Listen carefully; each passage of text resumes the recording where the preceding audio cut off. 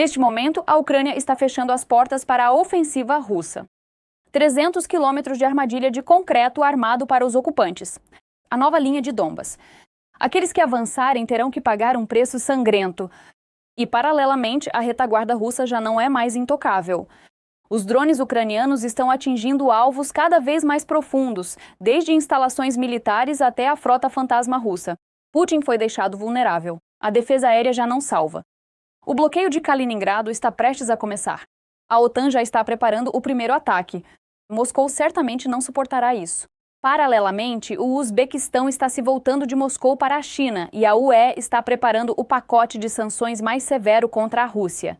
O fronte, a retaguarda russa, Kaliningrado e um novo golpe de sanções, o Kremlin viu-se sob pressão de todos os lados.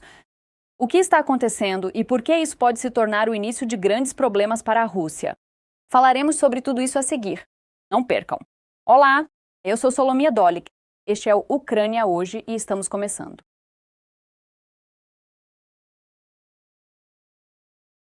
A Ucrânia criou uma gigantesca linha de defesa de 300 quilômetros que será extremamente difícil para o exército russo superar. Ela é chamada de Nova Linha de Donbas. Ela se estende entre Izium e Orikiv e possui pelo menos 67 passagens e acessos equipados. Durante 2 anos, os militares ucranianos construíram milhares de quilômetros de trincheiras e fortificações de engenharia. Mas a principal característica é que a nova defesa deve retardar ao máximo os veículos, a infantaria e os grupos blindados russos. Em certas áreas, há valas antitanque, arame farpado e pirâmides antitanque de concreto. Segundo a avaliação de um analista de OSINT, tal sistema pode forçar o exército russo a gastar enormes recursos e tempo para cada quilômetro de avanço. E isso já não é apenas no Donbas. Linhas de defesa semelhantes também estão sendo criadas nas regiões de Kiev, Chernihiv, Sumy, Kharkiv, Dnipropetrovsk e Zaporizhia. Na verdade, a Ucrânia está construindo um cinturão defensivo de vários níveis, projetado não apenas para deter o inimigo, mas para exaurir seu potencial ofensivo.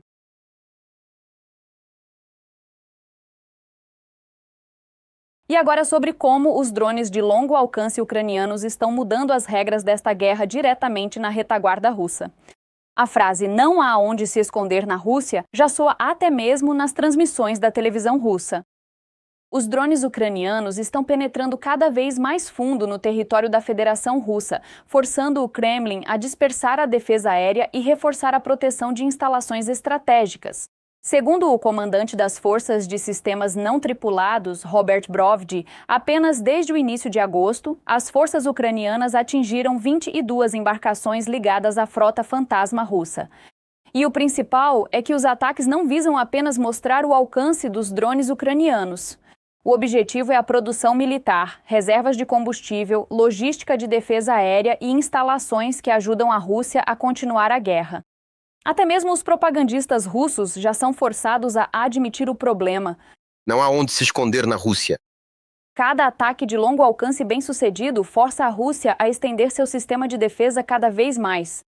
E o principal resultado é que a retaguarda russa já não parece intocável. A Ucrânia está gradualmente levando a guerra para onde Moscou se sentiu segura durante anos.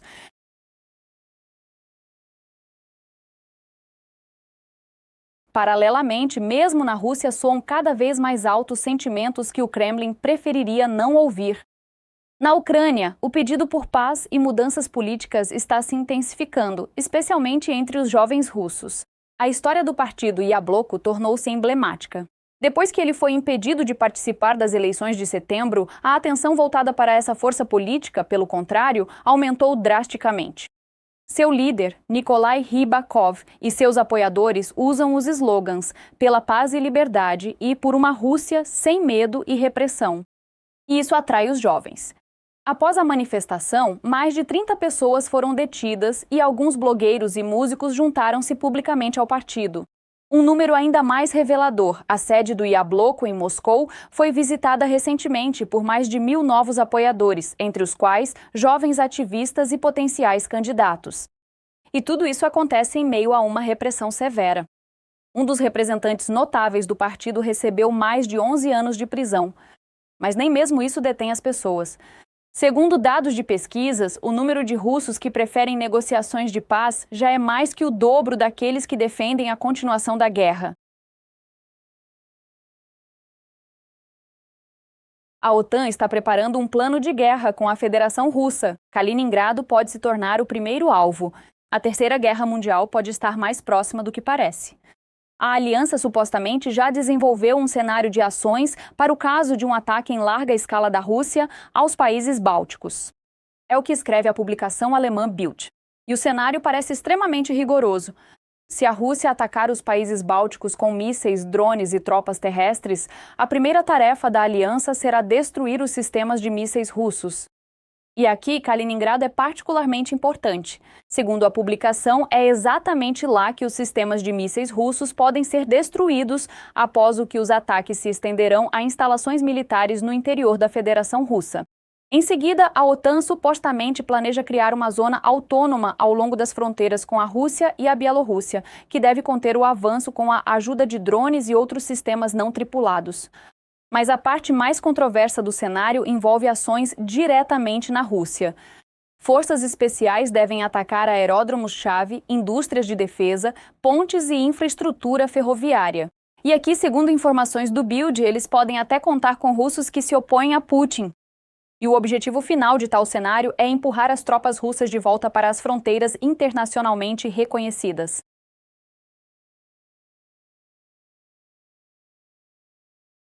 Mais um golpe no complexo militar industrial russo. O Uzbequistão, ao que parece, está abandonando os caças russos e apostando na China. Se a informação for confirmada, a Rússia perderá mais um importante mercado de armas na Ásia Central. Quem relata isso é o Defense Express. Além disso, anteriormente Tashkent considerava justamente o Su-30SM russo. As negociações sobre a compra deles duraram anos, mas agora a situação está mudando. Segundo fontes, o Uzbequistão pode ter fechado um acordo diretamente com os chineses. E este não é o primeiro caso em que Tashkent dá um passo para se afastar de Moscou.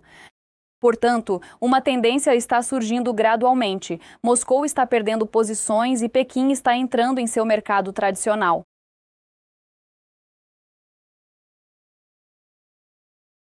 O golpe mais abrangente contra o Kremlin, a Rússia aguarda um novo golpe de sanções e a União Europeia promete que ele será sem precedentes. A chefe da diplomacia europeia, Kaja Kallas, declarou que o 22º pacote de sanções da UE pode se tornar o mais abrangente desde o início da guerra em grande escala. A informação é da Reuters. Está previsto para ser apresentado já no outono, e o número principal é simplesmente impressionante. Após a aprovação do novo pacote, o número de pessoas e organizações russas sancionadas pode aumentar imediatamente em 1/3. Um foco especial nas estruturas ligadas ao complexo militar industrial russo. Kallas enfatizou: a pressão sobre o Kremlin deve ser intensificada até que a Rússia cesse a guerra. Segundo ela, as sanções anteriores já causaram prejuízos de mais de 1 trilhão de euros à máquina de guerra russa.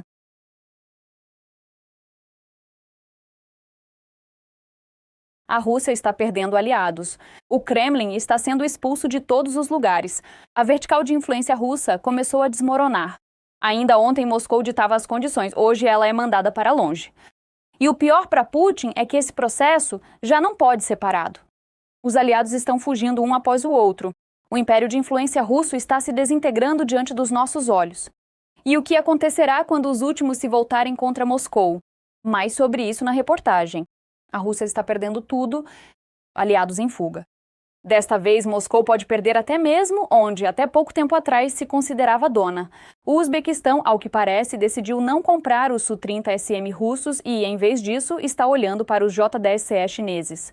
Para o Kremlin, isso já não é apenas um negócio fracassado. Este é mais um sinal de que o seu equipamento militar está gradualmente deixando de ser a escolha automática, mesmo em países que tradicionalmente estavam na órbita russa. A história aqui é particularmente reveladora, já que há alguns anos Tashkent estava em negociações com Moscou para a compra de Su-30SM. Em 2019, a mídia estatal russa chegou a noticiar um pedido oficial do Uzbequistão e a possibilidade de financiamento para essa compra. Mas o acordo nunca se tornou realidade. Agora, Tashkent parece estar apostando nos J-10CE chineses, e aos russos resta observar como um cliente em potencial migra gradualmente para um concorrente. As suspeitas sobre o acordo chinês surgiram após o aparecimento de fotos de um J-10CE que pode ser destinado justamente ao Uzbequistão. Uma única foto não é suficiente para uma confirmação de 100%, mas os especialistas notaram uma série de características da aeronave.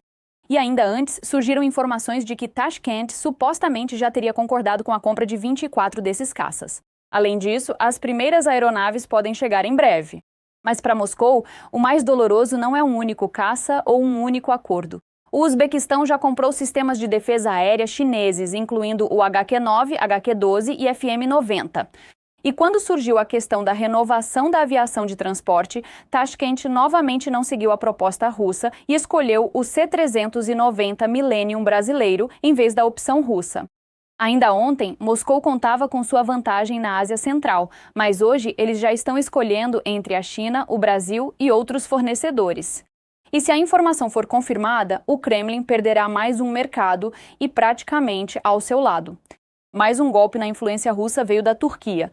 Moscou já vendeu seus S-400 para Ankara, contando com uma grande vitória estratégica e uma influência mais forte sobre um país da OTAN. Mas agora essa vitória corre o risco de se transformar em sucata muito cara. O motivo são os F-35 americanos. A Turquia quer retornar ao programa de caças, mas Washington impõe uma condição rígida. Os S-400 russos não devem estar nas forças armadas turcas. E é aqui que começa uma verdadeira missão diplomática. Uma das opções é retirar os sistemas de operação, a outra é tentar vendê-los a um terceiro país. Entre os potenciais compradores foram mencionados os Emirados Árabes Unidos, mas as negociações, segundo a mídia, estão praticamente paralisadas. E agora, imagine a escala da ironia. A Rússia promoveu durante anos o S-400 como um dos sistemas de defesa aérea mais poderosos do mundo. Agora, a Turquia se vê diante da escolha de se livrar dos sistemas russos em prol dos caças americanos ou, simplesmente, desmontá-los como sucata. Ou seja, aquilo que Moscou vendia como um símbolo de seu poder militar pode potencialmente terminar sua carreira em um simples ferro velho. Portanto, o sistema russo, que deveria ter sido um trunfo geopolítico para o Kremlin, tornou-se hoje para Ankara o principal obstáculo para a obtenção de armas ocidentais. E se a Turquia acabar por desistir dos S-400, Moscou receberá um sonoro tapa na cara. Vendeu ao seu aliado o seu melhor sistema de defesa antiaérea e, como resultado, pode acabar por perdê-lo como cliente. A Rússia está a perder rapidamente a sua influência no estrangeiro e isso é visível a olho nu.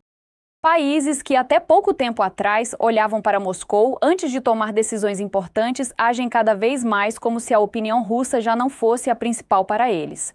E o principal catalisador desse processo é a guerra contra a Ucrânia. O exemplo mais doloroso é a Síria.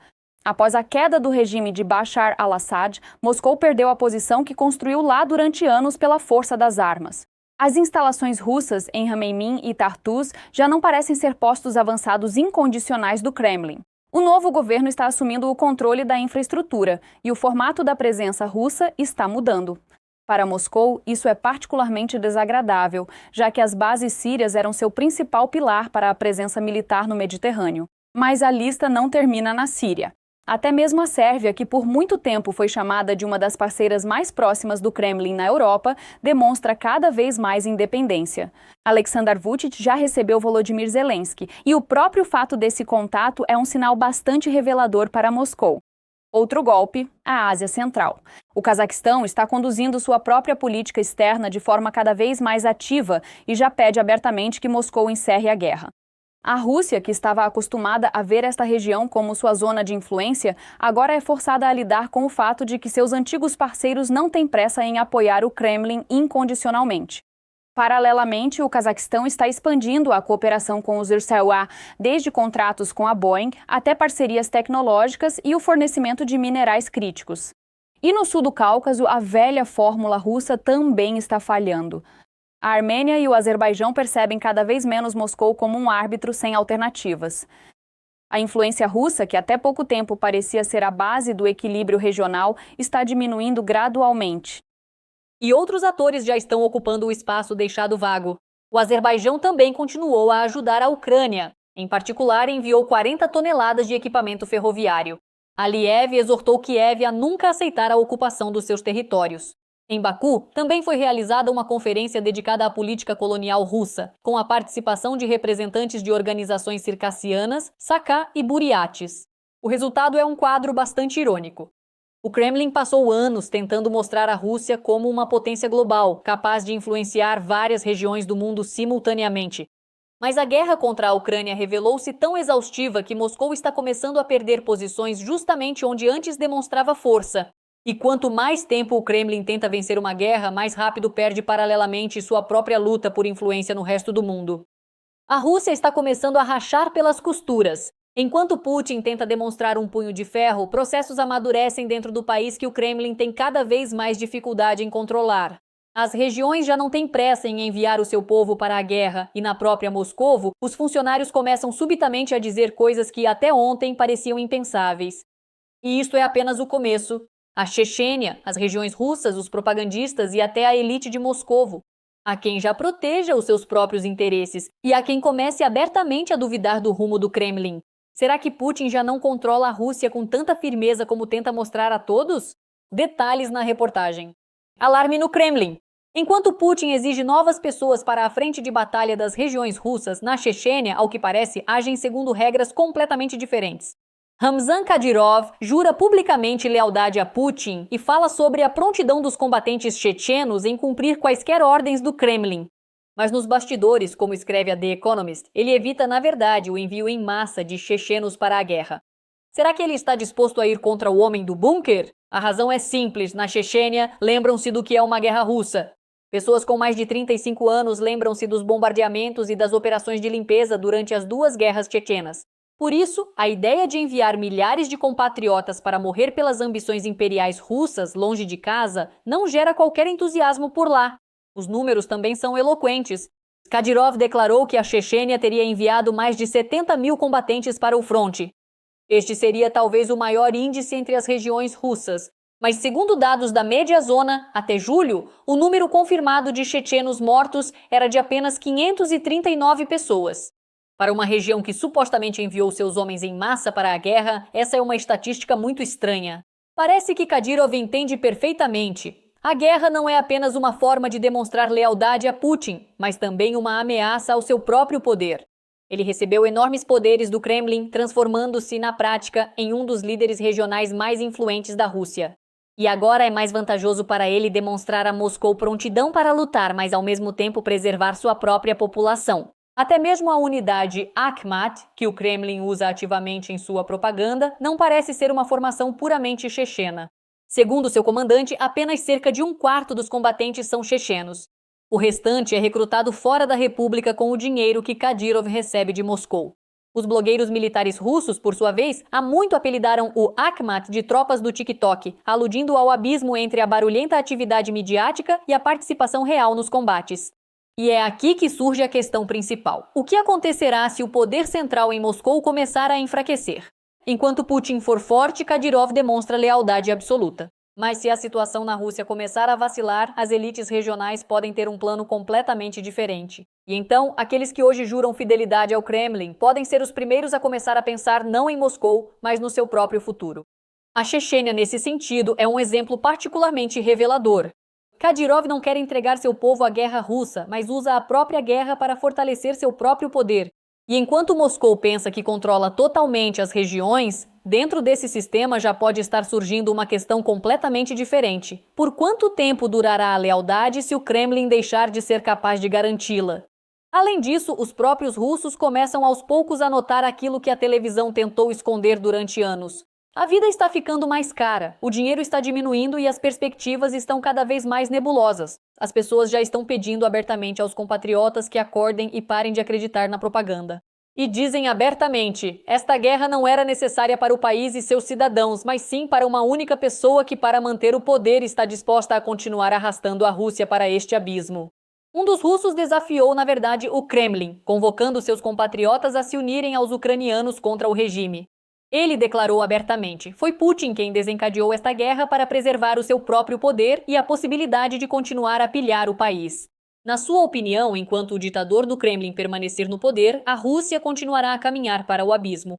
E a principal fonte de todos estes problemas é precisamente Putin. Enquanto isso, no próprio espaço televisivo russo, começa uma verdadeira histeria. Um dos principais porta-vozes da propaganda do Kremlin, Vladimir Solovyov, de repente começou a falar de uma forma que não condiz nada com as declarações vitoriosas de Moscou. Em vez de histórias habituais sobre controle total, ele admitiu: os novos desenvolvimentos de mísseis ucranianos podem mudar seriamente as regras do jogo. E, ao que parece, a perspectiva de receber uma resposta em seu próprio território está deixando a máquina de propaganda russa cada vez mais nervosa. Além disso, Solovyov começou a atacar os seus próprios.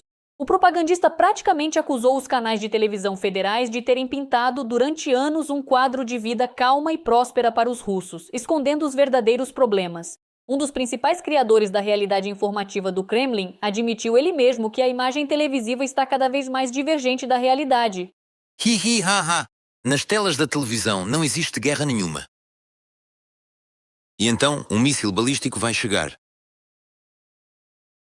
Se alguém ainda não sabe com que velocidade o inferno pode chegar, basta olhar para a vida dos rapazes em Donetsk. E também para aqueles que vivem em Belgorod, onde a realidade é igualmente dura. Observe por um instante com que velocidade a nossa vida pacífica simplesmente desaparece. Vocês têm a ilusão de que podem se esconder em algum lugar? Acordem! E tudo isso parece o começo do fim para o Kremlin, quando até os propagandistas mais ferrenhos, em vez de marchas vitoriosas, começam a falar sobre ameaças, problemas e a necessidade de se preparar para o pior. Já é difícil chamar isso de uma campanha de informação comum. Enquanto o Kremlin continua a falar sobre estabilidade, as rachaduras estão se tornando cada vez mais visíveis, mesmo onde tentam escondê-las mais. Enquanto isso, a divisão está acontecendo bem debaixo do nariz de Putin. Enquanto o Kremlin tenta mostrar uma unidade de ferro e exige cada vez mais recursos das regiões para a guerra, dentro da própria vertical russa começaram, de repente, a soar palavras que não são exatamente as que Moscou espera. E desta vez, quem se manifestou contra a maior militarização não foi um opositor nem algum especialista ocidental, mas o prefeito de Moscou, Sergei Sobyanin, um dos funcionários mais influentes da Rússia. Ele, na verdade, se posicionou contra a ideia de colocar definitivamente a economia russa em trilhos de guerra. Sobyanin alertou diretamente: tal política pode não aproximar a Rússia da vitória, mas, pelo contrário, destruir o país. Matar a economia normal significa matar o país de vez. E é aqui que começa a parte mais interessante. Praticamente na véspera, o deputado da Duma estatal, Andrei Kolesnik, pediu a transição total da Rússia para uma economia de guerra. Ou seja, enquanto uns exigem ainda mais guerra, ainda mais fábricas para o fronte e ainda mais recursos para o exército, outros já alertam abertamente. Dessa forma, é possível simplesmente acabar com a economia russa. Na verdade, um jogo estranho está começando sob a cúpula do Kremlin. Putin precisa de mais e parte de seu próprio sistema já teme as consequências desta guerra. E o mais interessante é que tais palavras foram ditas publicamente. Para a vertical russa, onde a elite demonstrou unanimidade durante anos, este é um sinal de alerta muito preocupante. E se as regiões da Federação Russa já estão tentando proteger sua própria população da guerra e na própria Moscou começam a falar abertamente sobre o seu custo para o país, então surge uma pergunta bastante lógica. Será que a vertical russa realmente permanece tão monolítica quanto Putin tenta mostrar todos os dias? Pois por trás das declarações estrondosas sobre unidade, os próprios interesses das regiões, o medo das consequências da guerra e as contradições dentro do próprio sistema tornam-se cada vez mais evidentes. Nada mais salva Putin. No exterior, já se ouvem apelos inacreditáveis e dentro da Rússia, declarações que podem se tornar um verdadeiro desafio para o regime de Putin. A economia range, a mobilização torna-se um tema cada vez mais doloroso e os propagandistas já não parecem tão confiantes como antes. E o mais interessante é que parece que isto é apenas o começo. O que exatamente começou dentro da vertical russa e por que o pânico pode chegar ao próprio Kremlin? Continue assistindo. Putin foi encomendado? O ditador do Kremlin já está entalado na garganta de todos. No exterior, começaram a falar em acerto de contas. A paciência com o homem que desencadeou a maior guerra na Europa em décadas está se esgotando rapidamente. Uma declaração do oficial do Estado-Maior das Forças Armadas Nacionais da Letônia, Janis Slidings, causou grande repercussão. Ele acredita que Putin e Lukashenko deveriam ser sequestrados e eliminados da mesma forma que os governantes da Venezuela e do Irã. Além disso, ele declarou que lamenta a falta de um objetivo semelhante por parte da liderança ucraniana. Isso mostra como nada mais o quão tóxica a figura de Putin se tornou na arena internacional. O Kremlin tentou durante anos impor a imagem de um líder mundial, mas cada vez mais o seu nome soa no contexto de isolamento internacional, sanções e apelos à responsabilidade. E este é mais um sinal de que o espaço político em torno de Moscou está se tornando cada vez mais hostil à sua liderança. E talvez o habitante do bunker não espere pelo sequestro. Os seus próprios o derrubarão antes. O Kremlin está rachando pelas costuras. A vertical de poder que Putin construiu durante anos como um monólito já não parece tão inabalável. Dentro da elite russa, ouvem-se cada vez mais autodeclarações que até pouco tempo atrás eram impensáveis. E desta vez o sinal de alerta para o Kremlin não veio da oposição ou de analistas ocidentais, mas de um dos funcionários mais influentes da Rússia, o prefeito de Moscou, Sergei Sobyanin. Sobyanin manifestou-se abertamente contra a transição da economia russa para os chamados trilhos de guerra. Segundo ele, a militarização total não aproximará a Rússia da vitória, mas apenas acelerará o seu declínio. Ele alertou diretamente: a destruição da economia civil pode resultar em uma catástrofe para o próprio Estado. Matar a economia normal significa matar o país por completo. Na verdade, estas palavras soam como um desafio público ao curso de Putin, que está arrastando o país cada vez mais profundamente para uma economia de guerra. Isso parece especialmente revelador após as declarações do deputado da Duma estatal, Andrei Kolesnik, que na véspera exigiu que a Rússia fosse totalmente colocada em pé de guerra. Dessa forma, dentro da elite governante, duas posições opostas colidiram pela primeira vez de forma tão aberta. Alguns pedem para acelerar ainda mais a engrenagem da guerra, enquanto outros alertam que é exatamente esse curso que pode acabar de vez com a Rússia. Sobyanin não parou por aí. Ele classificou os apelos pela militarização total como inúteis e declarou que eles são promovidos por pessoas que não entendem nem as leis da economia moderna, nem os princípios reais de condução de uma guerra. Para um sistema onde qualquer discordância com a linha do Kremlin geralmente permanece a portas fechadas, tal polêmica pública prova que tudo deu errado. Putin está perdendo o controle, preso na armadilha que ele mesmo construiu para si ao longo dos anos. As eleições já estão chegando, mas em vez de discursos triunfantes, há cada vez mais sinais alarmantes. O senhor do Kremlin enfrenta uma escolha sem um final feliz, ou anunciar uma nova mobilização e arriscar uma explosão de descontentamento dentro do país, ou continuar fingindo que quase não há perdas. E quanto mais Moscou adia a decisão, mais forte a guerra começa a atingir a própria Rússia. O Kremlin hoje não está lutando apenas contra a Ucrânia, mas também contra a sua própria realidade. O exército precisa de novas pessoas, mas a mobilização é adiada para não assustar os eleitores. Portanto, em vez de slogans patrióticos estridentes, os funcionários atraem freneticamente os contratados com dinheiro, simplificam os requisitos e já estão caçando até mesmo estudantes. Surge um paradoxo: oficialmente tudo está indo conforme o planejado, mas se isso é verdade, por que as pessoas precisam ser literalmente atraídas para o fronte a qualquer custo? E enquanto a propaganda do Kremlin pinta um quadro de um Estado forte, a economia grita cada vez mais alto o contrário. Os ataques às refinarias de petróleo, a energia e a logística já estão deixando cicatrizes visíveis. A produção de gasolina é significativamente menor. Nas regiões estão surgindo interrupções no abastecimento de combustível. Os preços estão subindo e as previsões de crescimento econômico estão derretendo diante dos olhos. Parece que as sanções, a guerra e os ataques ucranianos estão juntos apertando o cerco mais rápido do que o Kremlin consegue inventar novas explicações. Além disso, os russos finalmente estão começando a perceber o que a imagem da televisão vinha escondendo há anos. A vida está ficando mais cara. Dinheiro é pouco, perspectivas ainda menos. As pessoas estão apelando abertamente aos seus concidadãos para que acordem e parem de acreditar na propaganda. Elas declaram diretamente que a guerra não era necessária para o país, mas apenas para uma única pessoa, que busca a qualquer custo se manter no poder. Especialmente altas soaram as palavras de um dos russos, que praticamente desafiou o Kremlin.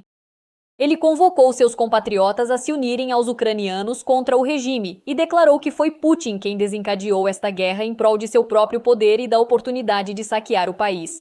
Na sua opinião, enquanto o chefe do Kremlin permanecer no poder, a Rússia continuará a cair no abismo e o próprio Putin é a principal fonte desta calamidade. Acordem de uma vez por todas, despertem, que Putin desencadeou esta guerra apenas para roubar, para se manter no poder. Despertem. Putin precisa ser removido do poder. Putin é o verdadeiro mal. Um mal para todo o mundo. Um mal para a Rússia, um mal para o povo russo. Até mesmo entre os propagandistas começa uma verdadeira histeria. Uma das principais vozes da propaganda russa, Vladimir Solovyov, disse de repente algo que o público russo não está acostumado a ouvir. Em vez de histórias sobre controle total, ele admitiu na verdade que o surgimento de novos desenvolvimentos de mísseis na Ucrânia pode mudar drasticamente as regras do jogo. E parece que é exatamente essa perspectiva que faz com que os propagandistas do Kremlin entrem em pânico cada vez mais frequentemente. O mais revelador é que Solovyov atacou inesperadamente até mesmo a televisão estatal.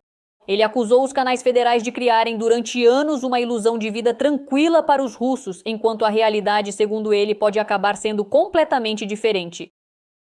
Na verdade, o próprio propagandista admitiu, a imagem oficial coincide cada vez menos com o que está acontecendo na realidade. Haha. Nas telas da televisão não há guerra nenhuma. E então, um míssil balístico chegará. Se alguém ainda não sabe com que velocidade o inferno pode chegar, basta olhar para a realidade vivida pelo pessoal em Donetsk.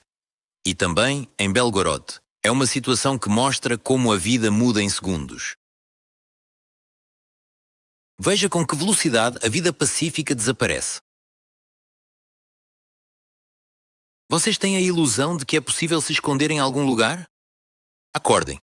Tudo isso lembra cada vez mais uma mudança de humor dentro da própria máquina de informação russa, quando até os propagandistas mais dedicados passam da bravata para avisos alarmantes. Isso parece mais um sinal. Está ficando cada vez mais difícil para o Kremlin manter a imagem de controle absoluto. E enquanto as declarações oficiais continuam falando sobre estabilidade, o medo está gradualmente se infiltrando até mesmo naqueles estúdios onde até ontem ele era categoricamente negado. Parece que Putin se viu preso na armadilha que ele mesmo criou. Dentro da Rússia, os problemas econômicos estão crescendo, o cansaço da guerra está se acumulando e está cada vez mais difícil esconder seu verdadeiro custo. Externamente, Moscou enfrenta um isolamento cada vez mais severo, e até mesmo a propaganda do Kremlin já não é capaz de esconder completamente a ansiedade. E se até ontem Putin tentava convencer o mundo de que controlava cada passo, hoje há cada vez mais sinais que indicam o contrário. Os acontecimentos começam cada vez mais a ditar as regras ao próprio Kremlin. E como você encara esses acontecimentos? Comente sua opinião, curta o vídeo e fique por dentro das novidades. Vem muito mais por aí. Até a próxima!